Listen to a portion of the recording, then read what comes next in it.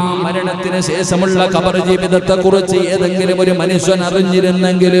അവൻ ഭക്ഷണം കഴിക്കൂല, വെള്ളം കുടിക്കൂല, നെഞ്ചത്തടിച്ച് വിളിച്ചു കൂവാതെ അവനത് കഴിക്കാൻ കഴിയില്ലെന്ന് മുത്തുനബി പറയുമ്പോ എന്റെ പ്രിയപ്പെട്ടവരെ അക്സിറൂ ദിക്റ ഹാദിഹിമുൽ ലദ്ദാത്ത്,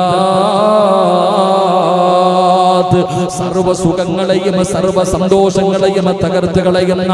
ആ മരണത്തെ കുറിച്ച് നിങ്ങൾ ഓർക്കണേ എന്ന് മുത്തുനബിയാണ് പറയുന്നത്. ഒരാൾ മരണത്തെ കുറിച്ച് ഓർത്തു കഴിഞ്ഞാൽ, ആ മരണചിന്ത കടന്നു വന്നു കഴിഞ്ഞാൽ, അല്ലാഹുവിന്റെ പ്രവാചകനോട് ഒരിക്കൽ റസൂലുള്ളാഹി തങ്ങളോട് ചോദിക്കുകയാണ്, യാ നബിയല്ലാഹ്